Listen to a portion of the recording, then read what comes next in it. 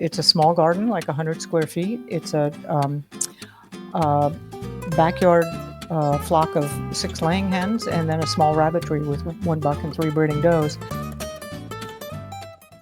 Hello, and welcome to the Permaculture Vine Podcast. I'm your host, Cormac Argan, and today we have Marjory Wildcraft with us. Welcome, Marjorie. Hi, Cormac. Hi, everybody. How are you doing? Thanks very much for agreeing to come on. Do you want to just give us a quick background, just a 30-second intro, please? Sure. My first degree was in electrical engineering, and then I got into business, real estate investment, and one day had a huge wake-up call and said, I've got to learn how to grow food and teach other people how to grow food, and that's what I've been doing ever since. Another engineer that ended up in the space. Yeah. I'm one as well. There seems to be a lot of us about here. It's a great degree. If you want to do anything, the training is really good. The critical thinking and the analyzing, and it's just a really good background degree to do anything, honestly. So, not surprising. Yeah. So, do you want to just take us back to then when you realized you wanted to grow your own food and teach people? What inspired you? Yeah. Well, so I was actually running a very successful real estate investment business, and in fact, it was so successful. My teacher, who was Robert Kiyosaki, said, "Hey, would you be the lead testimonial in my infomercials?" So for 4 years, I was on national television selling rich dad, poor dad stuff. And I was loving it. I mean, like that's what I thought the world game was make money, right? I mean, that's kind of what the paradigm is.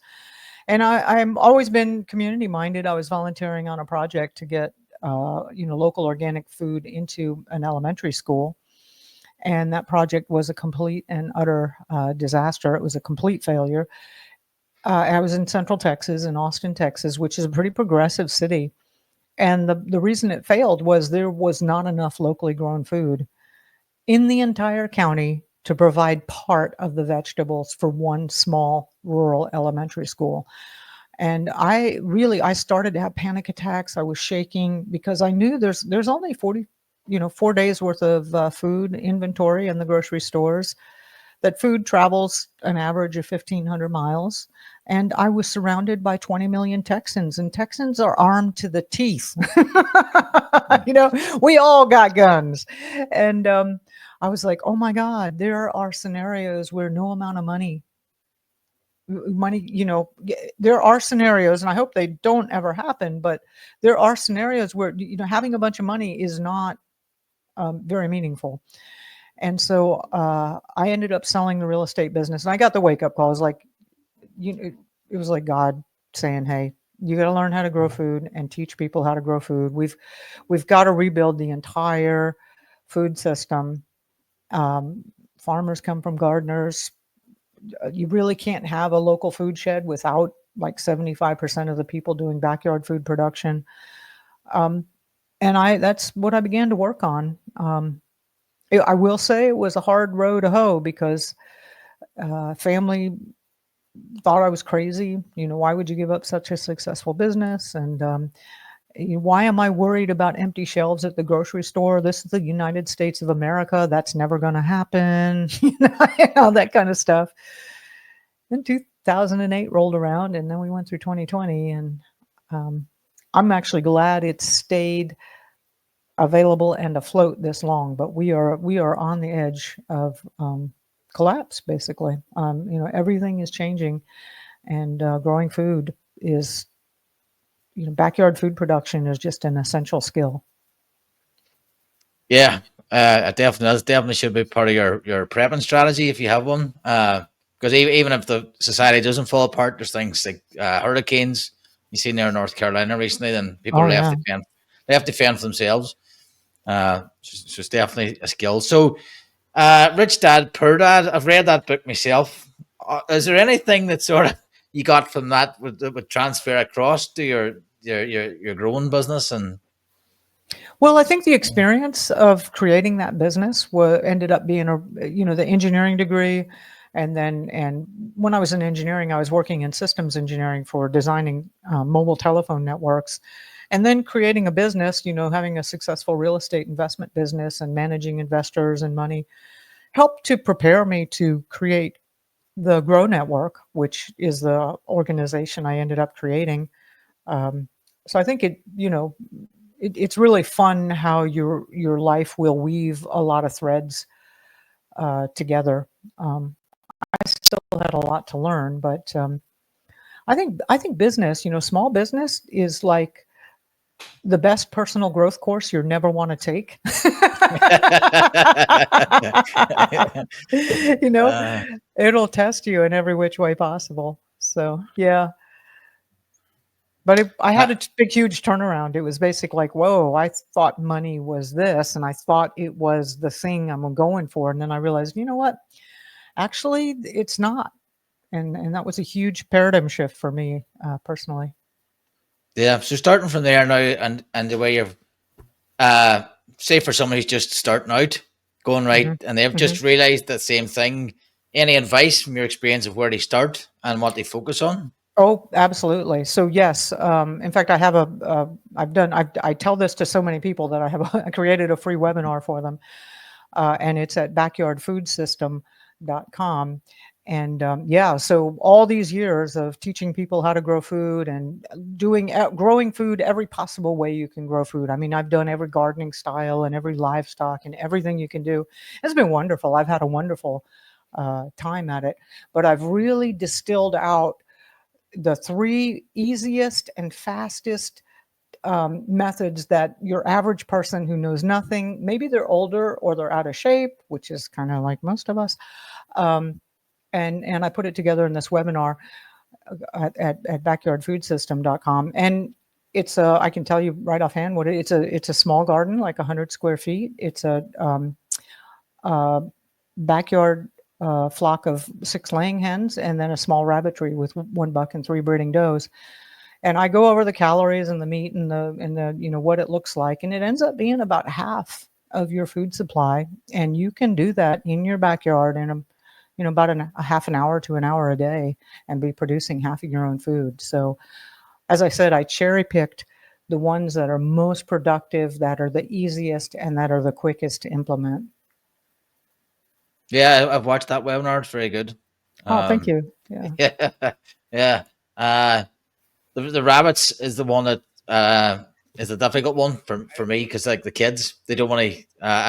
I want to get rabbits, and they would say, right, well, we're going to have to butcher the rabbits to get our food, and then I think it's a bit of a hurdle I have to overcome. Well, yeah, so I've got a Um, couple of suggestions, and one is, do the chickens in the gardens first and then get to the rabbits later. The other is, you probably know an organic farmer, a hunter, a fisherman or something, and you say, hey, here's 10 rabbits, you process them and give me back 7, or, work out some trade deal. And the other thing is I was shocked. So I've been at this for about 20 years, right? And for one period, a couple of years there, I was doing the Mother Earth News circuit, traveling here and there and speaking at all their fairs. And my daughter would travel with me. She's a homeschooled kid. And what really shocked me was how many moms with like 10, 11, and 12-year-old daughters would come meet up with us and go, we have rabbits now because of you. and the kids were really into the rabbits. Like, they saw me raise them, they saw me butcher them, they saw me cook them, and they were like, we could do this. And it was like, even though the parents were like, it was like the kids said, no, we can do it. So you never know. My daughter was totally into it whenever we do butchering, and she'd be like, oh, mommy, is that the heart? Oh, mommy, what's that? My son, on the other hand, would be like, oh my God, she's killing rabbits. And then he'd go back to the living room and play World of Warcraft and kill hundreds of people virtually. So yeah. Uh, uh, life, right? Life. What are you going to do? yeah, especially kids. You don't know what they're going to come out with. Yeah. Yeah, so I had chickens. I'm going to get chickens again. Mm-hmm. Chickens are great. I get used to their personalities, and then Yeah. I like going out in the morning, and the chickens run towards you. And it's Yeah. just the kids loved them, and they gave us eggs. That was Mm-hmm. great. To me, it's a great place to start. Yeah. Pets Uh, with benefits. Yeah, and it's good. And then the compost you get, they were feeding the garden, they feeding my composting system, and then I was able to grow other things from that as well. Hmm. So that many functions. So, do you want to tell us about the Growth Network and how you went from just learning yourself and experiencing all these things to actually building a network and to help other people? Yeah, sure. So I was like, I started this journey like in 2003, and I was like taking every class and doing everything. And I didn't know anything, right? I mean, my first tomatoes, I had just signed $1 million check for this apartment deal I did, and my tomato plant died. And I was like on my knees crying, like, I am such a good success over here and a complete and utter failure over there, So had to really learn it was a whole different skill set. um, anyway, I did figure it out, and then I started teaching classes because I think the first thing that you need to do is realize you can't grow all your own food on your own. You really need community. And for genetics and for all kinds of support and whatever. And so I started teaching classes, and people love them. In fact, I'd have somebody say, "Hey, I have 20 friends. Can we be over Saturday morning and you teach your class?" And I was like, "Okay," and that's pretty rare. And they said, "Look, you really, really need to make a video out of this." And this is like the 2008, 2009 timeframe when videos were still a big deal. And so we hired a videographer, and I spent like almost a year scripting the thing and re-scripting it and writing it, and we videoed it, shot it, and then they processed it, and it ate up, like, my husband and I had about $35,000 in savings, and it cost all that for that and for the initial inventory. And so I had to sell these. They were DVDs, right? I had to, because this was like our family savings that I put into this, right? And that's how the Grow Network was born. And little did I realize at that moment, I became a digital marketer. Because you put something up online on a website, it doesn't just automatically sell itself. You have to like go out and do marketing, and you've got to do publicity. And we tried advertising, that didn't work. And you just got to keep trying things and building things up. And then it turned out that having one product is not really a very successful business model. It can work in some very niche industries, but really you need to have multiple products. So then I was like, well, hey, um, how to treat infections without antibiotics. That's a really important skill. And I had learned how to do that from a healer, and we made some product videos about that. And then, how to do basic home medicine, or, we started canning and smoking and drying, all the skills, right? And we just started making more and more videos and more products about it, and building it ended up being a whole business that I built. And, I found that publicity, like what I'm doing here with you, just getting onto podcasts and talking to people, was the most effective way to build the business. As I said, advertising didn't work for us. We'd spend $1,000 in advertising and sell $500 a product. That's not a business model. And yeah, and we've just been doing it over the years. And more than anything, I'm driven by really helping people, because we are there. It's happening now. I mean, I don't know if you guys are having it, but there's the aliens are. A lot of people believe it's a psyop, right? Like Project Bluebeam is a very well-known American psyop, that they were going to fake an alien invasion to scare everybody, to create a one world government. And that there clearly are elements of that. And then there's also other humans that have alien technology, and they may be the one flying those drones. And then there may legitimately be aliens. And honestly, I'm voting for the aliens. So there's a lot going on. And then, your banking system also, it's completely and utterly beyond bankrupt. They just haven't, they've been managing to change accounting rules or whatever and print more money, but that's going to come to roost here very soon. There's just been so much, I don't know, some of it's a combination of the weather that's being manipulated by the HARP and all those systems, and some of it is just natural cycles, but crop production globally is way down. And, we are not feeding ourselves as a population on the planet. There's not enough food, and there's We are headed into those times when food gets very, very, very expensive and difficult to obtain. So we're there.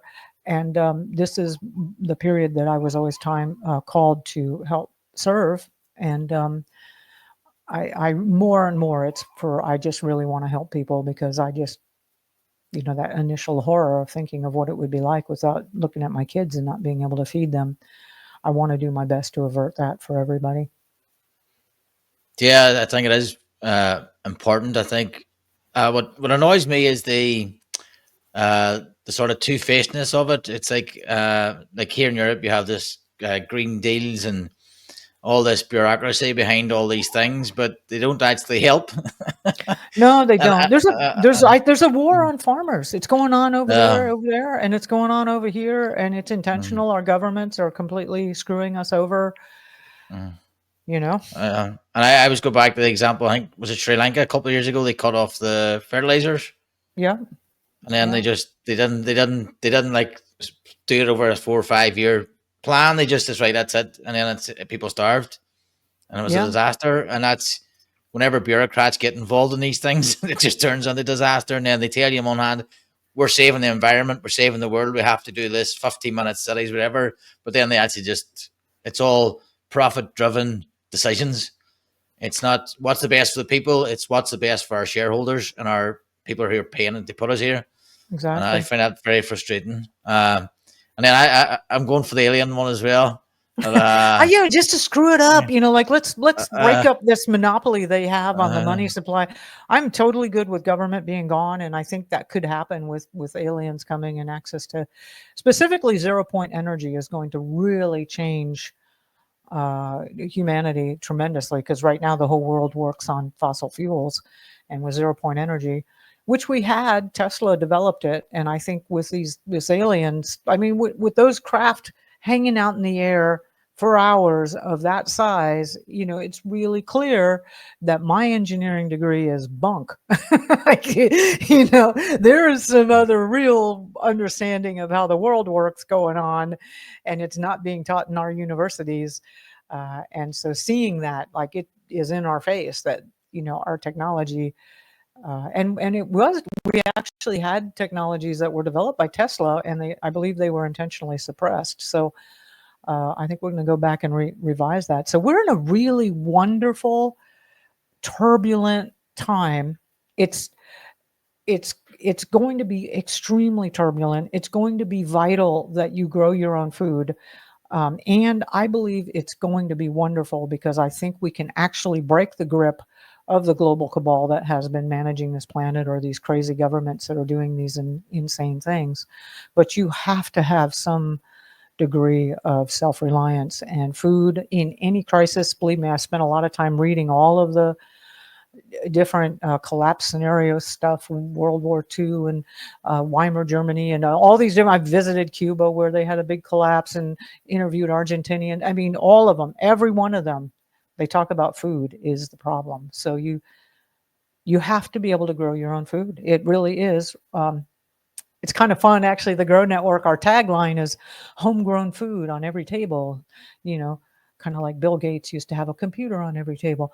And so we have homegrown food on every table, but it's kind of a tongue-in-cheek joke, because honestly, that's all there's going to be. Like, really, with it taking, 10 calories to get 1 calorie of food on your plate, that ain't sustainable, and it ain't going to go on forever. And eventually, everything is going to be homegrown food. So, or a lot of it will be. So whether I do anything or not, anybody who survives this is going to be doing that. Yeah. Definitely interesting times. And it's sort of like a post. To me, when I was younger, at least politicians sold some semblance of truth. Now they just lie and they don't care. It's like, what are you going to do? You know what I think is going to be real interesting is they're talking about that in a couple of months, an app that would be a lie detector app will be coming out that's backed by AI, because when you lie, there's always something, right? A tick, or your voice changes or something, which an AI can be trained to detect that, and that will be awesome. Like run all those politician speeches and is lying, is lying, all that. I think that could be a real game changer for civilizations, and that should be just in a few months. So I'm looking forward to that. Well, I suppose if you had a large language model with everything a politician's ever said fit into it, and as soon as they lie, it's there. It's like, apparently we even know that, right? Everybody goes, hey, 2 years ago you said this, but this would be real time, indicating that they're lying. Anyway, that'd be nice. Yeah. it's So gonna be fun. solutions, start with yourself. That you suggest, and then community as well, and building that in. How do you balance the two? Yeah, absolutely. As I said, you can't do it without community. But the first thing is to get some proficiency in your backyard. And then this system that I teach with the 3 parts is very, very easily replicable, right? You once you've got some hens, you get a rooster, you can have chickens, right? And once you have rabbits, you can have, they breed like rabbits. You'll have lots of rabbits, I mean, you can teach, you can become an important person in your neighborhood. And I saw that in Cuba when I went to visit people who survived their collapse. And it was the people who were at the bottom of the food chain, the lowly gardeners. And on the top and before the collapse, you had the bankers and the lawyers and all these people were the uppity ups.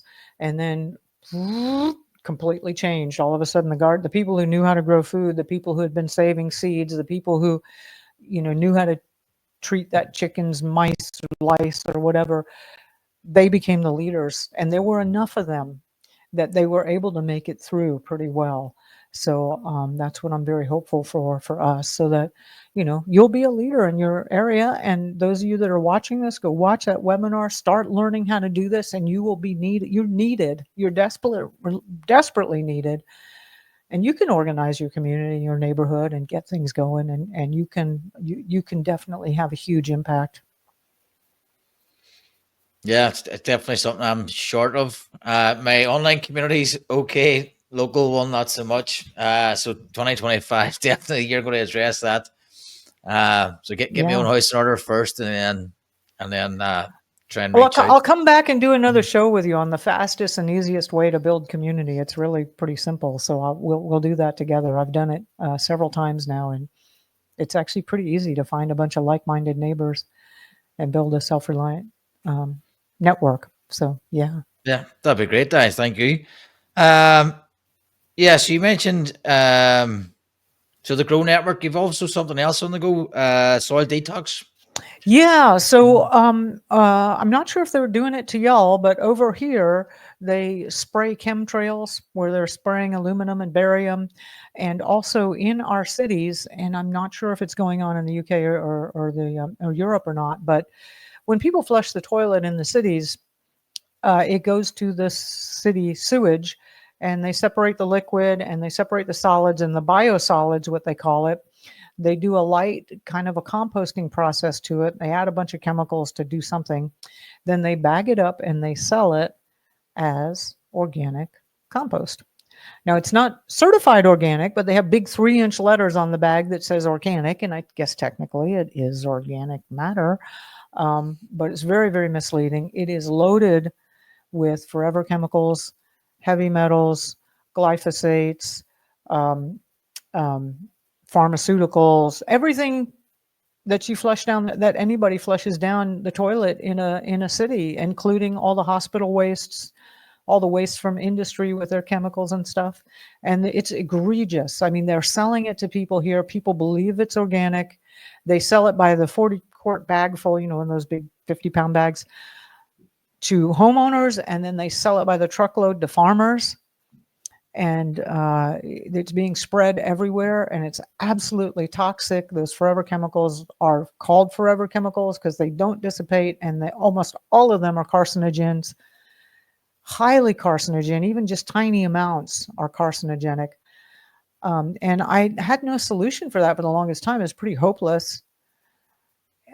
Because what do you do? And then I ran into some guys who said, hey, we've got a mineral and a microbe process where we can remediate the forever chemicals and the glyphosates and the other things out of soil. And honestly, if somebody had told me that maybe 2 years ago, I would have just, yeah, I know, and the tooth fairy and all this other stuff, right? But I'm realizing now that I have been so lied to. Everything, human history is just one big lie. Um, Everything that our leaders are talking about is complete bullshit. And clearly all of our science is who knows? It's all bought and paid for, right? And then the movies and the music is all an industry that's been controlled by really nefarious people. And like the whole world is like, I just don't know what to believe anymore at all. And so when they came up and said that, I said, well, let me try it. Let me test it. So I built a couple of test beds, and on one I treated it, and on the other I didn't. And I had the toxic soil in there, and I sent it into accredited laboratories. And lo and behold, we demonstrated that forever chemicals have been destroyed. And I'm actually now in the process of running more tests. And since then, I've had a woman who's a microbiologist with the Naval Research Center is now starting to duplicate all my work, which I'm grateful for, because these tests are expensive. It's $500 a pop for a forever chemical test. And, I need to do a before and after. So every single test I run is at least $1,000. These guys are also claiming that they can either make heavy metals bio-unavailable or somehow not uptake by the plant. And I'm trying to find some tests to determine that. Those tests are also expensive. But anyway, we've proven it. And we have other people duplicating those results. And I am very excited about this because we have got a planet to clean up here. When I was doing the test, it was something that was really noticeable. So when you open up one of these bags of biosludge, is that what it's called? Organic soil. You smell it. It's just, you can tell right away. Like, it's got this chemical. It doesn't smell like human feces, but it's got this chemical, nasty smell. And so, when I was doing the test, and how you do a soil sample is you put the spade in 6 inches and you lean it, there's a specific way to take soil samples. And when I took the before, I was like, oh, this is awful. And then when I did the afters, I was noticing in the treated bed, that soil smelled really good. It smelled just the way you would want really good earthy soil to smell. And in the untreated bed, it still had that, it wasn't quite as strong, but they still had that rank smell. So even before we had the lab test results in, I said, I know these guys are doing something amazing. So I am super stoked about that. And if anybody's interested I've been publicly uploading my lab test results, and I've been videoing everything I do whenever I do the tests. And if you go to thegrownetwork.com/soil detox, that we're keeping a list of all the videos and everything that I do there. And you'll also be able to do a pre-order for the kit. So I'm not sure if we can ship internationally or not. I will see if I can figure that out, with these governments making these laws. But I am so hopeful, because that's a horrible thing that's been going on for years. And the U.S. government knows it. The EPA has done all kinds of tests, and they know this biosludge is full of nasties. So we got, but we got solutions. We can do things. Yeah. I'm not sure that we have the same problem here. Mm-hmm. I just don't know. Yeah. What do they do with how do they process the solid waste from the cities? I think, again, it goes to sewage plants, sewage treatment, and there's a lot of problems here where the water companies are just dumping it in the sea. They're not even treating it. And then they basically, the way the system works here is as long as they report it, they don't pay a fine. So yeah, right. It's something crazy like that. So there are people here like I don't know if you know Fergal Sharkey from the Undertones. Not familiar with that. Yeah. So he's a big advocate in England about the water supplies and the water companies. And basically what happens was they privatized them, and then they're for profit. And every decision that they make is based on profit for their shareholders rather than for the water. And then the rules are rigged that, like I say, as long as they report a certain amount of spillages, they don't pay the fine. That's the encouraging. They report it, which is totally back to front. And then it's like everything here that's privatized. They basically they get government subsidies, and then whilst they're paying out shareholders, so it's run on behalf of shareholders basically, and not the public. And then they get in debt and they go, "Oh, we have no money left," and then they get a bailout. Yeah. Same systems. You should look into it. I don't know what they're doing. I mean, before municipalities would either incinerate it, which I'm like, oh yeah, right, okay, that's going out into air, or they would just, as you said, just dump it out into the ocean. Hong Kong used to do that, and you could see it when you were flying in, these big brown spots in the bay. So now everything here is this so-called composted process, which is just, and interestingly, I mean, if they would adopt these minerals and microbes, they could just do that as an additional step, and it would be fantastic. They'd be creating wonderful soil. We got a little ways to go with that, so we'll see. Yeah, well, again, that's an independent solution someone's come up with. That's not going to make a corporation millions. So it's. I know a friend of mine goes, "Oh my God, you're going to be rich." I said, "No, I might be dead." Honestly, it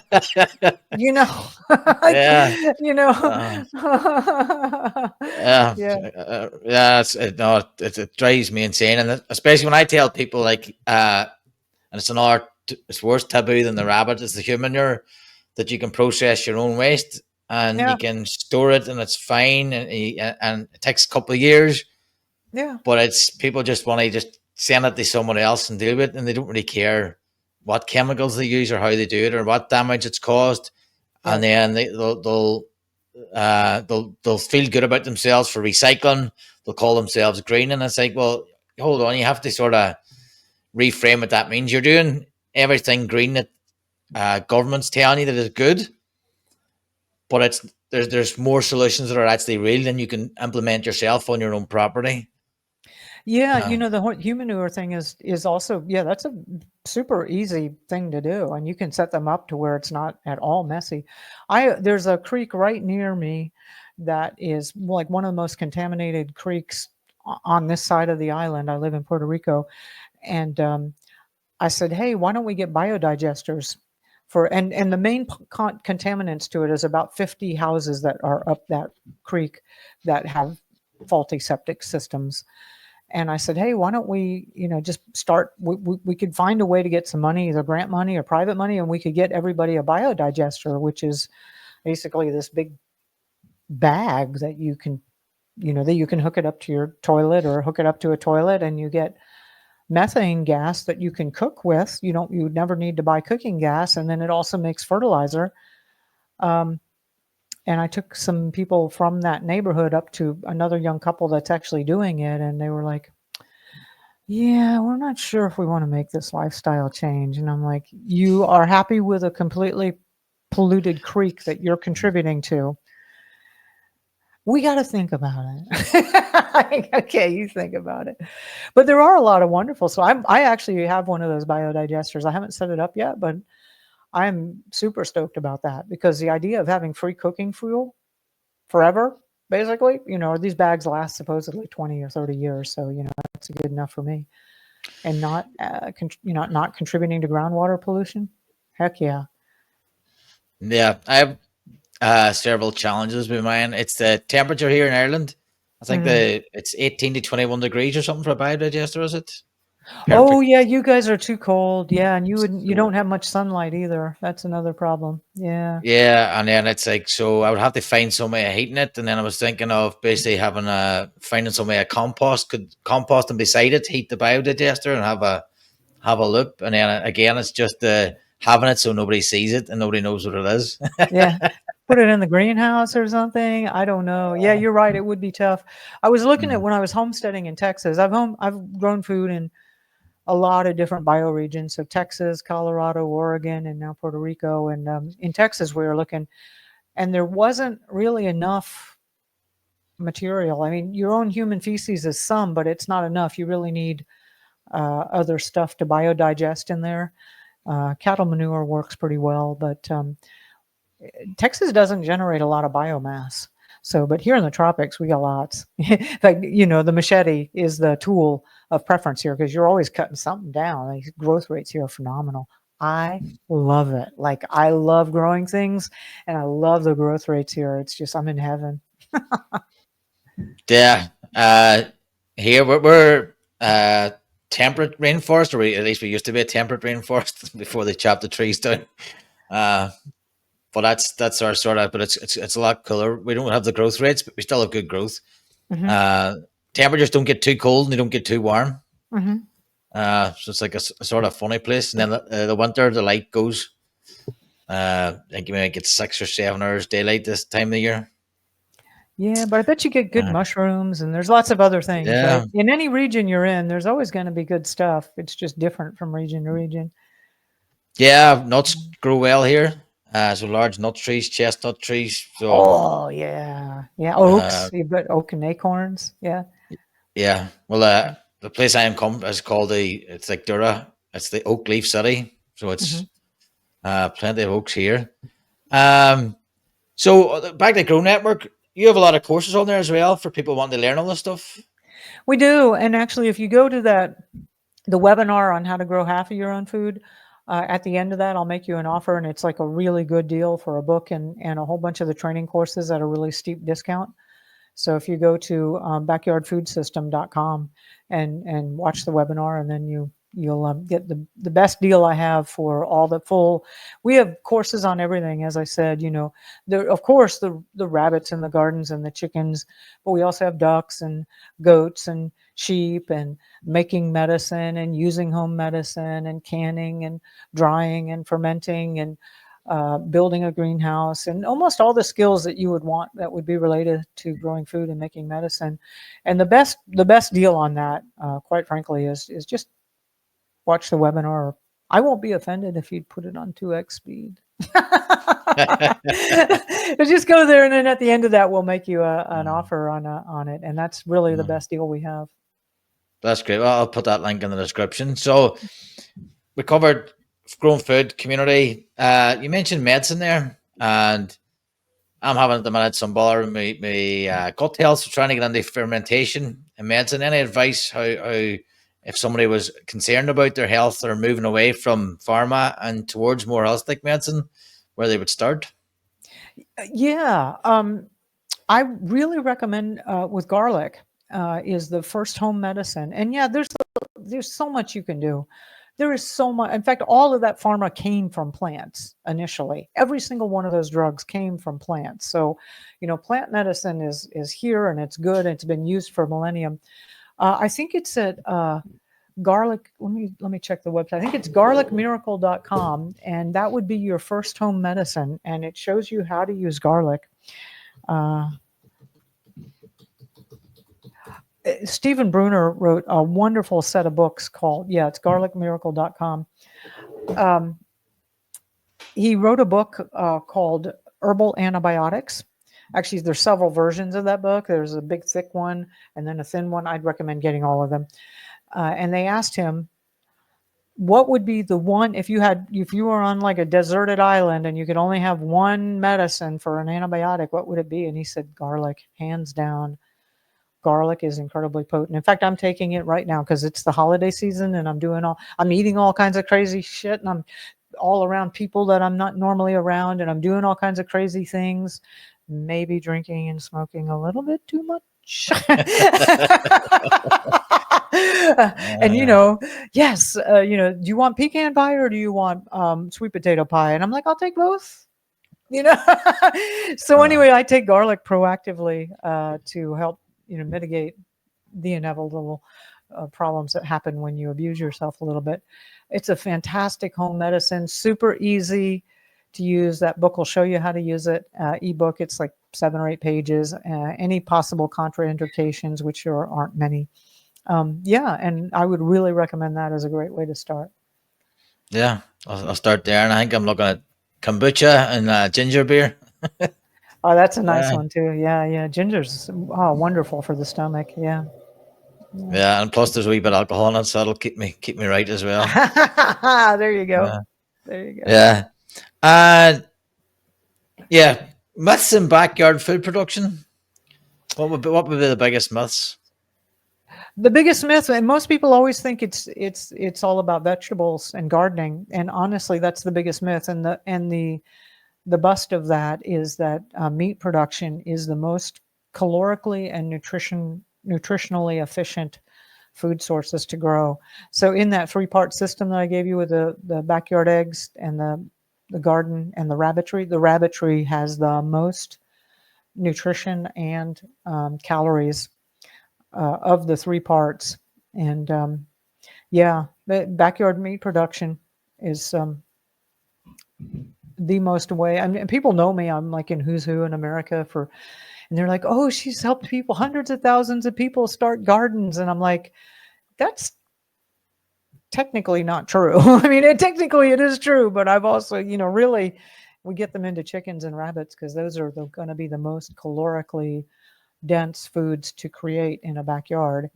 And again, this time period we're heading into, the calorie has been a bit of a bad word for the last while, right? Oh, I don't want too many calories. I want low fat. Well, the calorie is about to become a unit of currency here in the future. So you want to be able to have calories. Yeah, and because I've been looking recently at changing my diet and reading about basically the myth of the what the government tell you about carbs and about feeding you bread and then it causes all this inflammation. And then I have been trying to eat more like a carnivore or keto diet, and I've definitely been feeling a lot better. I don't have to eat all day; I can go 24 hours. So if things do go wrong, not being able to focus for 2 or 3 days without eating might be quite important. Could be a useful skill. Yeah. Switching your body over to burning fat instead of carbohydrates. I do that too. I can go for a long time, and it's fine. Yeah. Marjorie, thank you very much. Is there anything else you'd like to chat about before we go here? I just want to say how wonderful it has been. I mean, that night when that project failed and I found out I needed to grow food and would have to sell my business and change my life entirely. I mean, it was devastating at the time. I am so grateful for that now. Growing food and growing my own food, it's healed me on every single level, on the physical level, the mental level, the emotional level, the spiritual level. Every way that you can imagine. It is just the most wonderful thing. And you're watching this, maybe you'll watch that webinar and you're starting to grow food because you're freaked out about the aliens or whatever. In a couple of years from now, you'll be going, wow, that was the best thing I did, was starting to grow my own food. So just get started. It's not that hard. It's wonderful. Your health will improve dramatically. And it's something actually you're naturally able to do, as everybody in our ancestry did. Yeah, things, it doesn't have to cost a fortune either. You mentioned Cuba there; they just made raised beds out of the soil, used what they had, and then the myth I don't like is people going, "Oh, you're green fingered," or "No, you must." I would kill this, and it's like, no, just get out and do it. It's not. Yeah, you say it's not that difficult, and you learn to enjoy being outside and. For me, I like being productive and outside. So right. You're getting exercise, you're producing something, and you have something for your efforts at the end. Although my garden needs a good makeover now. It comes and goes, it comes and goes. I tell you, it's fun. It's always evolving and changing. Yeah. Well, Cormac, thank you so much for having me on, and let me say hi to everybody and thanks for listening. And yeah, we'll book something again, and I can show you a really simple and easy way to build up more local communities. So how to find like-minded neighbors and build like a local self-reliance network. And pretty simple technique that I've done actually now in several places that I've lived. So look forward to coming back if that's something you guys want to do. 100%. I'm currently doing a diploma in permaculture, and one of my designs is actually designing myself in the community. Oh, good. Yeah. So that'll be very relevant, and I'd love to have you back. Marjorie, thank you very much. And for those listening, that's been Marjory Wildcraft and the Permaculture Vine. See you all next week. Cheers.